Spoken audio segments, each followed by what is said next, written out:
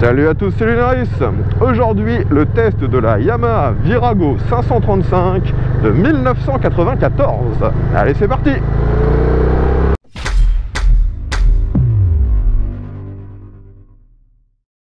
Les amis, vous me voyez aujourd'hui de nouveau au guidon d'une machine extrêmement populaire, du moins à l'époque. Et si je peux vous présenter cette machine, c'est grâce à l'un de mes abonnés. Merci encore à lui. Donc vous connaissez très certainement la gamme Virago. C'était la gamme de custom, de cruiser chez Yamaha. Une gamme d'ailleurs qui allait de la 125 jusqu'à de très grosses cylindrées. Je crois que les plus grosses c'était 1100, 1200. Il y avait peut-être même plus gros et ça me sort de la tête. Enfin, une gamme de cruiser.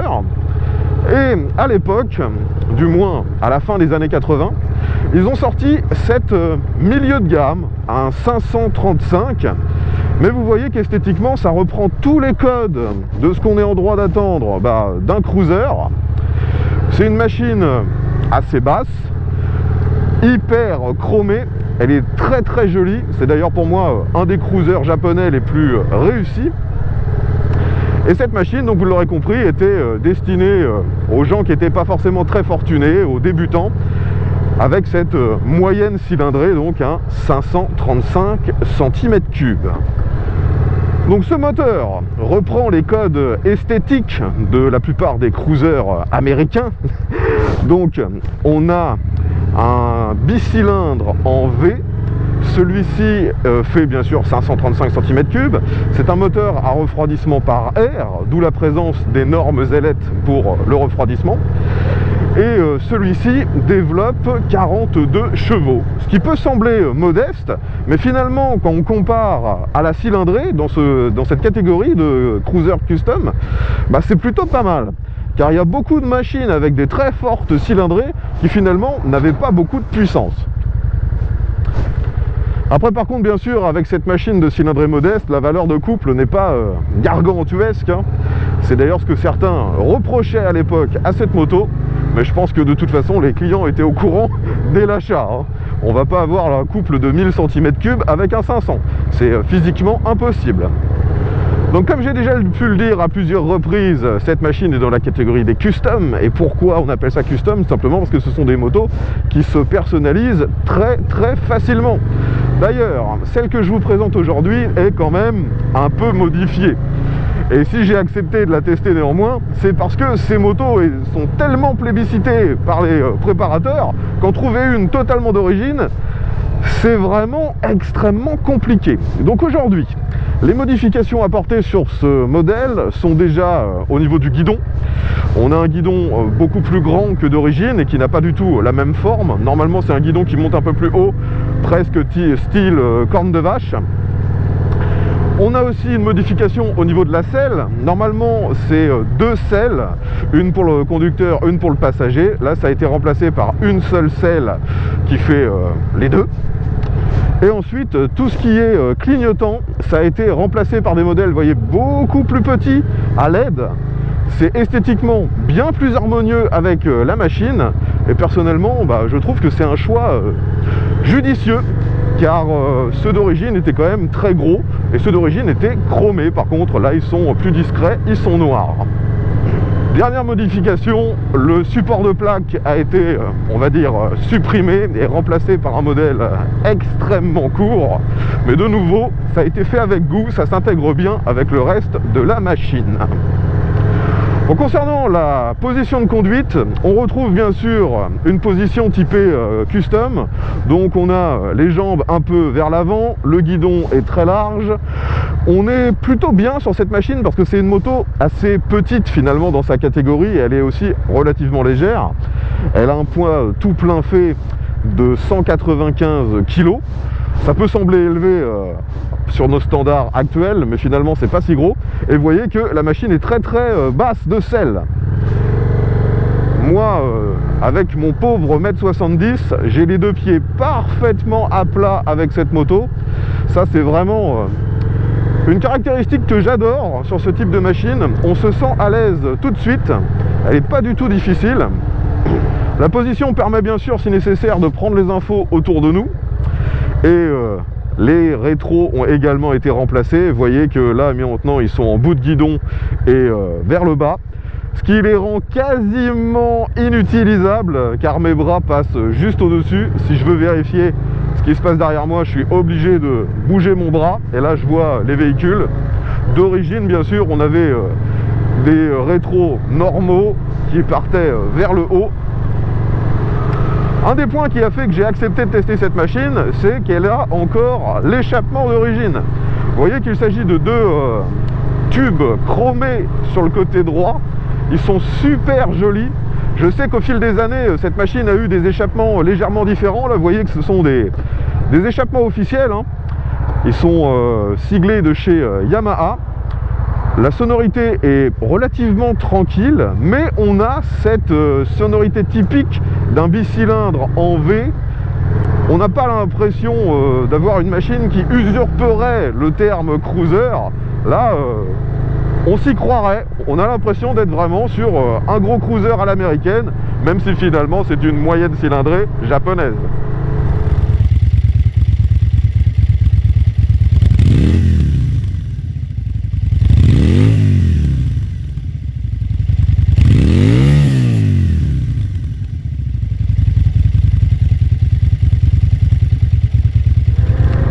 Allez, nous sortons de l'agglomération, j'accélère un peu, mais bon, finalement, bien que ce soit une moyenne cylindrée, ça s'utilise quand même à assez bas régime, hein.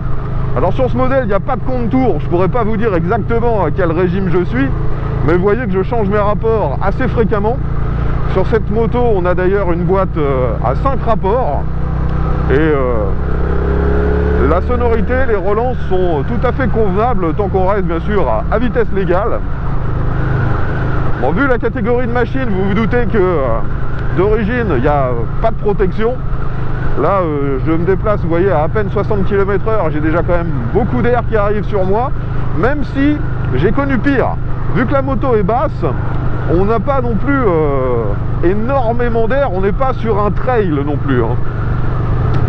Alors, j'arrive maintenant sur le passage que je prends à chaque fois à basse vitesse. Comment ça se passe avec cette moto? Bon, franchement, il n'y a aucune difficulté, hein. On a presque l'impression d'être sur une 125. Et en termes de pneus, c'est également des pneus assez fins. À l'avant, c'est une roue en 19 pouces, en 100 de large. Et à l'arrière, on a un gros pneu type ballon, donc il paraît énorme, mais quand on regarde la référence, il fait uniquement 140 de largeur.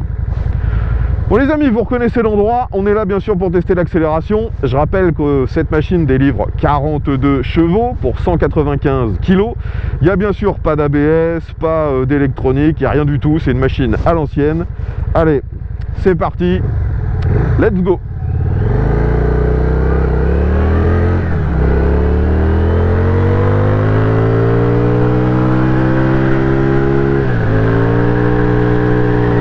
Il va falloir que je ralentisse. Je n'ai pas réussi à atteindre le 100 km/h. Alors c'est assez surprenant finalement quand j'accélère fort. J'ai l'impression que l'embrayage, il en a peut-être un coup. Car j'entends parfois le régime moteur monter, mais je vois pas ma vitesse monter. C'est assez surprenant. Maintenant, on va vérifier si ça braque bien. Donc vous voyez déjà que j'ai les deux pieds parfaitement à plat. J'ai même les jambes un peu pliées. La machine est extrêmement basse, je braque à fond, je maintiens la machine bien droite et... Ah finalement, on frôle le bord, hein. S'il y avait eu un trottoir, j'aurais peut-être même tapé dedans. Ça braque pas si bien que ça. La machine est un peu longue, hein, c'est vrai. Elle a un angle de chasse, vous voyez, qui est quand même très ouvert. Et je pense que ça participe à ce que l'angle de braquage soit pas au top. Maintenant, je vais essayer de prendre un peu plus de distance, histoire de monter au moins à 100 km/h. Mais j'avoue que si le problème d'embrayage revient de nouveau, de toute façon, je n'arriverai pas à faire ce test. Après, on va tester le frein néanmoins. Allez, c'est parti. Let's go.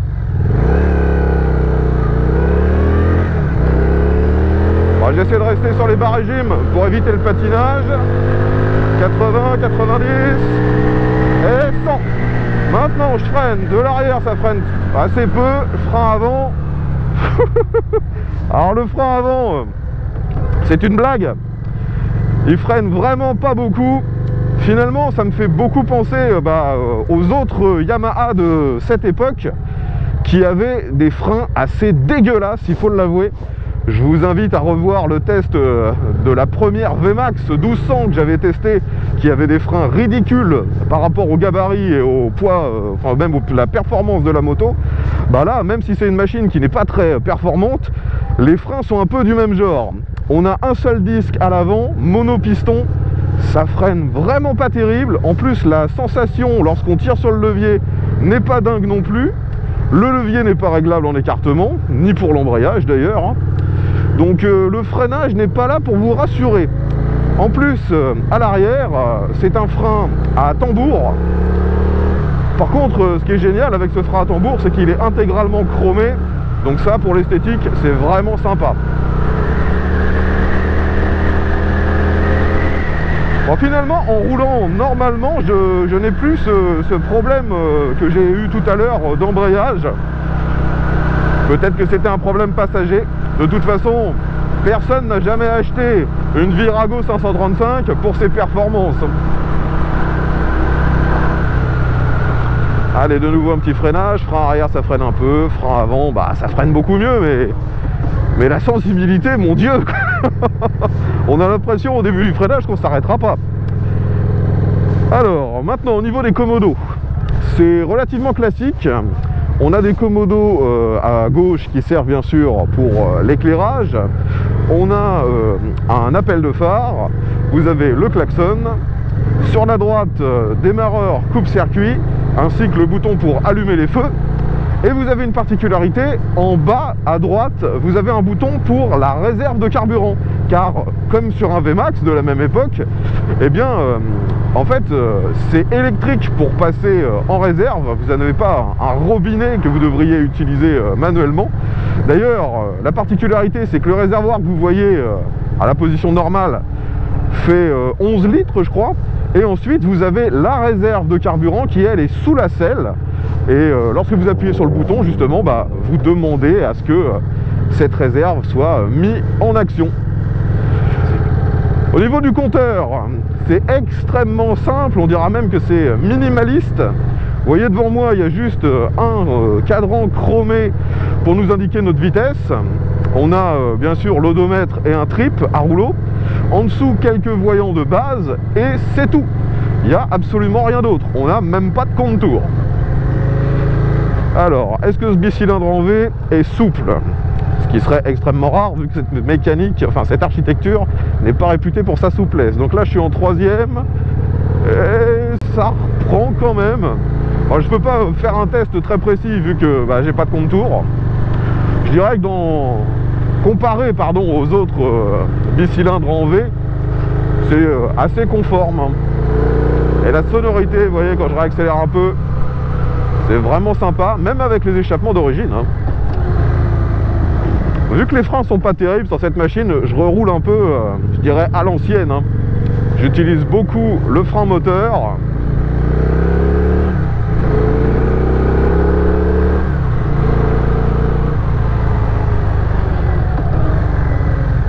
J'apprécie vraiment utiliser cette machine. Elle est plutôt cool.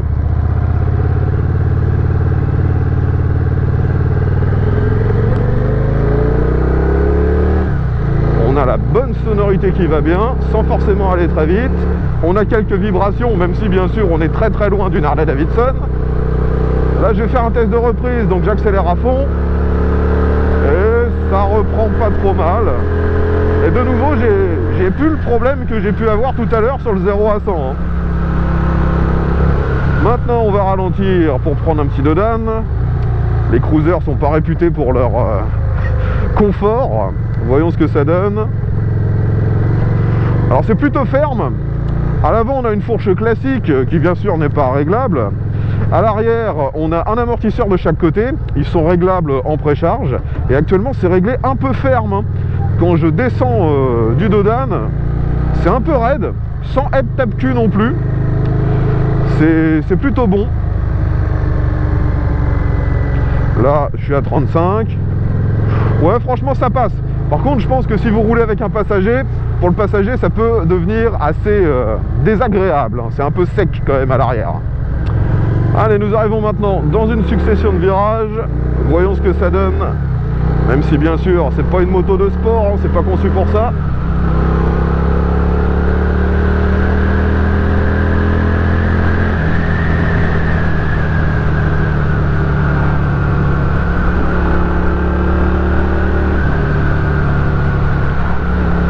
Maximum autorisé, il n'y a pas de problème de garde au sol.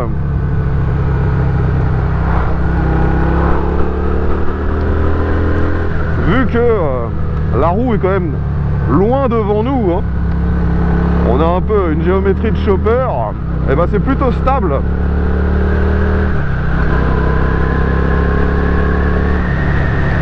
Il y a juste vraiment le freinage qui ne me rassure mais absolument pas.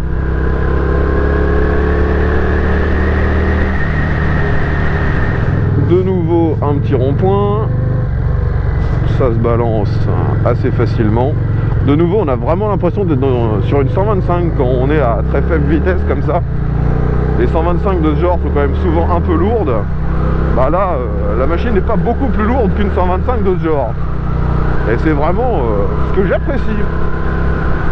Bon, petit conseil à ceux qui n'auraient pas l'habitude de rouler avec une machine de ce genre: gardez toujours une très bonne distance de sécurité avec ceux qui vous précèdent, car les freins de nouveau ne vous permettront pas de piler, de faire un freinage d'urgence vraiment efficace si nécessaire. Bon, la boîte de vitesse est, on va dire, convenable. C'est sûr que si je compare avec une Harley de la même époque, la boîte de vitesse est quand même bien mieux. Mais si je compare avec une japonaise de la même époque, là c'est un peu rugueux, un peu dur, même si ça verrouille pas trop mal et qu'il n'y a pas de bruit parasite qui viendrait nous embêter.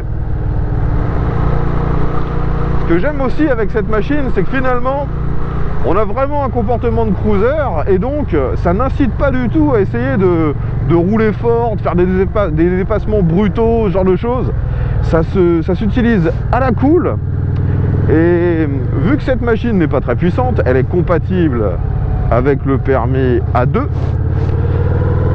Et je pense que une machine de ce genre, ça peut en calmer certains. Enfin, de toute façon, seuls les plus calmes iront vers ce genre de machine, les autres ça ne les intéressera pas. Mais savoir gérer justement une machine qui n'a pas forcément beaucoup de freins, qui se contrôle à l'ancienne, ça peut être un bon apprentissage pour quelqu'un justement qui débute la machine, surtout que celle-ci n'est pas si difficile que ça à utiliser, elle est même plutôt facile. Allez, on va monter sur l'autoroute, voyons si les 42 chevaux sont suffisants.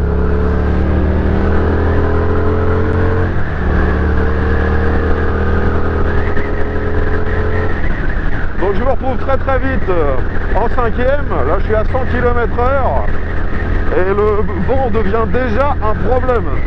J'en ai énormément sur la tête, j'ai bien sûr aucune protection ni pour les bras ni pour les jambes.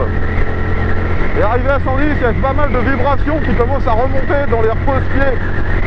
Ça c'est un peu pénible. Bon, je vais faire un test de reprise, j'accélère à fond. 120, 130. Ah, vous voyez, c'est vraiment pas dingue.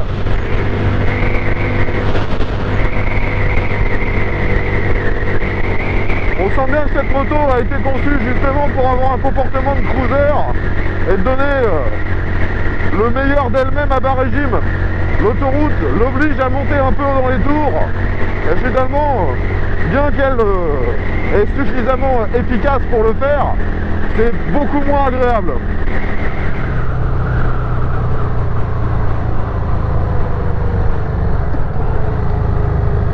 Donc finalement, même si les trajets autoroutiers sont envisageables avec cette moto, bah, ce ne sera pas le moment où vous allez prendre du plaisir avec cette machine. Concernant l'éclairage, cette moto a un look custom à l'ancienne, beaucoup de chrome, ce genre de choses, donc forcément on a un gros phare chromé avec une ampoule halogène. Et comme je vous l'ai déjà dit, les clignotants ont été remplacés par des modèles beaucoup plus petits. Et d'origine, ils sont orange et chromés. À l'arrière, le feu a carrément été supprimé, vu que les petits clignotants à l'arrière intègrent aussi les feux stop. Allez, c'est parti pour une dernière accélération.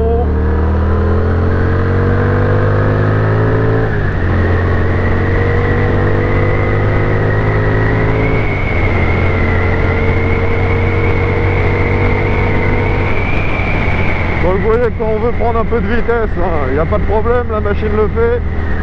Mais de nouveau, c'est pas forcément là où elle est la plus agréable. Je préfère redescendre à vitesse plus mesurée, avec un moteur qui tourne à bas régime, et avoir le comportement d'un cruiser. Et vous l'aurez compris, finalement, cette machine s'accommodera de ce que vous lui demandez. Si vous voulez aller un peu vite, elle le fera. Bon, maintenant qu'on a vu les aspects dynamiques, il faut aussi qu'on parle des aspects pratiques. Et je pense que ça va être rapide, vu que, comme sur beaucoup de machines de ce genre, les aspects pratiques sont quasi inexistants. Vous ne pouvez pas démonter la selle, du moins il n'y a pas de rangement en dessous. Vous avez juste un petit attache-casque derrière. Et c'est tout, il n'y a vraiment aucun rangement sur ces machines, mais je dirais que c'est le style qui veut ça. Si jamais vous désirez rouler avec un passager d'origine, c'est tout à fait faisable et je pense que c'est même plutôt confortable pour la personne derrière. Aujourd'hui, avec cette selle, c'est pas forcément le top, mais d'origine, on a une selle un peu plus volumineuse et surtout, on peut facilement rajouter un 6 bar. Au niveau de la consommation, c'est de nouveau dans la moyenne. On a une consommation qui est donc à 5,5 litres au 100, ce qui fait qu'avec ce réservoir, vous avez au minimum 200 km d'autonomie avant la réserve. Maintenant, pour conclure, cette machine, comme je vous l'ai dit, à l'époque c'était un cruiser pas cher, et c'est pour ça que ça s'est vendu. Enfin, elle n'était pas si donnée que ça, mais elle était bien moins chère que ses homologues de plus grosse cylindrée. Et ce qui est génial sur cette machine, aussi bien à l'époque que maintenant, c'est que pour une petite moto, elle fait illusion. Elle a quand même un moteur assez balèze, et en plus, elle est équipée, vous voyez, d'une transmission finale par cardan. Donc, on a l'impression, quand on ne connaît pas bien, qu'il s'agit d'une machine d'une plus grosse cylindrée. Si je dois comparer avec une machine plus récente, qu'on pourrait éventuellement mettre dans la même catégorie, la Rebelle 500, la Rebelle a un comportement vraiment à l'opposé même de ce qu'est un cruiser, alors que celle-ci c'en est réellement un. Bien que, vous l'avez compris, les performances sont quand même assez proches, sont même meilleures sur la Rebelle, vous en doutez. C'est une moto qui a été vendue pendant assez longtemps. Elle a été commercialisée de la fin des années 80 jusqu'au début des années 2000, donc on en trouve pas mal sur le marché de l'occasion. Malheureusement, une énorme majorité de cette production a fait les affres du tuning, de la personnalisation à outrance, et parfois c'est pas forcément bien fait. Donc une moto en bon état, ça vaut dans les 2000 €. Mais forcément, si vous en voulez une 100% d'origine, ce qui est quasiment le Graal sur ce genre de machine, là ça peut aller bien plus cher. Et ce qui fait aussi la valeur d'un modèle comme celui-ci, c'est que comme je vous l'ai dit, elle ne fait que 42 chevaux, donc elle est nativement compatible avec le permis A2 sans bridage. Enfin voilà les amis, je pense maintenant avoir fait le tour des caractéristiques de cette Virago 535. Finalement, une excellente machine, Le seul point qu'il faut vraiment, mais vraiment vérifier et être méfiant, c'est le freinage, qui a mal vieilli, dirons-nous. Si vous avez des informations à nous communiquer sur ce modèle, n'hésitez pas, l'espace commentaire est là pour ça. Et si, à l'inverse, vous avez des questions concernant ce modèle, n'hésitez pas à les poser également dans l'espace commentaire. Si j'ai les réponses, j'y répondrai. Et peut-être que parmi vous, il y en a d'autres qui ont eu cette machine qui pourront répondre. Je tiens encore à remercier mon abonné qui est venu jusqu'ici afin que je puisse vous présenter cette machine. Si comme lui vous avez un véhicule, que ce soit voiture, moto, et que vous aimeriez bien sûr m'en voir faire le test, je vous invite à me prendre contact avec moi. Tous les moyens de le faire sont dans la description. Je rappelle que le lieu de tournage se situe en Normandie, près de Rouen. Si vous avez apprécié ce test, n'oubliez pas de mettre un petit pouce vers le haut, de partager la vidéo sur les réseaux sociaux. Je vous invite également à vous abonner si ce n'est pas déjà fait. Vu que vous l'aurez compris, je teste très régulièrement ce genre de machine. Je vous dis à bientôt et bien à tous.